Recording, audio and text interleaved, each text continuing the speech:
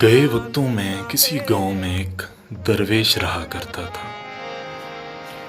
پتھروں اور چٹانوں کے بیچ ایک کوفہ میں وہ اپنی زندگی بسر کرتا۔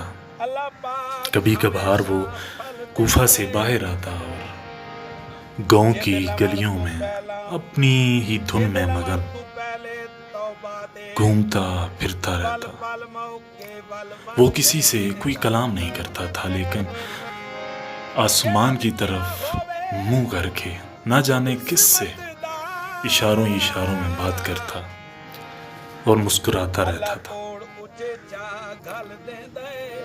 اس علاقے کے لوگ اس کا بہت احترام کیا کرتے تھے۔ وقت گزرتا گیا اور ایک دن دور دراز کے علاقے سے عاشقوں کا ایک جوڑا فقیر کی کوفہ کے ساتھ آ بسا۔ وہ جوڑا پورا دن اپنے آنے والی زندگی کے بارے میں باتیں کرتے، اٹکیلیاں کرتے اور شور مچاتے رہتے۔ فقیر جب یہاں سے گزرتا تو اپنی دھن میں گزر جاتا۔ قدرت کا کرنا یوں ہوا کہ ایک دن گزرتے گزرتے فقیر کا پاؤں عاشق کے پاؤں سے ٹکرا گیا۔ اس کے ہاتھ میں پکڑی گئی چیز اس کی محبوبہ کے اوپر گر گئی، جس پہ عاشق غصے میں آ گیا اور اس نے فقیر کے چہرے پہ تھپڑ رسید کر دیا۔ فقیر چپ رہا اور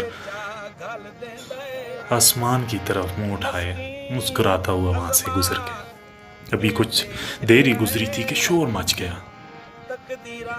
لوگ بھاگتے ہوئے اس جگہ کی طرف پہنچے تو معلوم ہوا کہ اس عاشق کی محبوبہ پتھروں کے درمیان گرنے کی وجہ سے اپنی جان سے ہاتھ دھو بیٹھی۔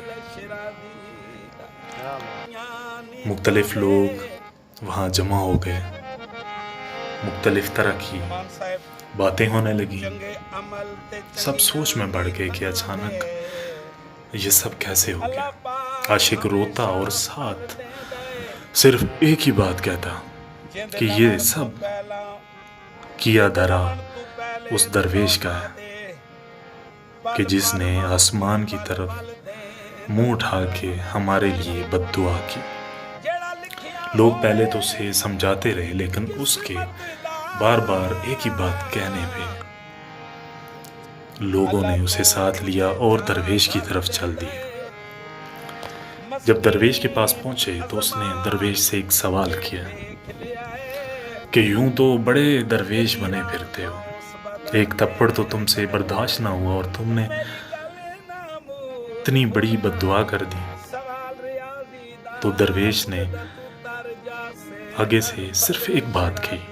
اس نے کہا نہ تو میں نے ان کے لیے کبھی کوئی بد دعا کی، نہ میرے دل میں کبھی ان کے لیے کچھ برا آیا۔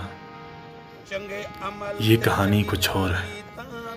جب میں اس کے پاؤں سے ٹکرایا اور میرے ہاتھ سے چیز گر کر اس کے محبوب پر گری تو اسے غصہ آیا۔ اس نے مجھ پہ ہاتھ اٹھایا، لیکن جب اس نے مجھ پہ ہاتھ اٹھایا تب میرے محبوب کو برا لگ گیا۔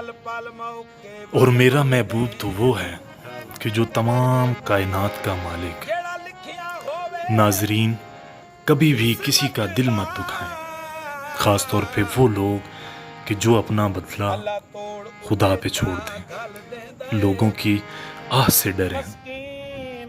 کاش ہم حقوق اللہ کے ساتھ حقوق العباد پہ بھی اتنی ہی توجہ دیتے، اور خاص طور پہ یہ درویش لوگ کہ جن کے بارے میں مشہور ہے، وہ جن کو مانگنا بھی پڑے اور لوگ ہیں۔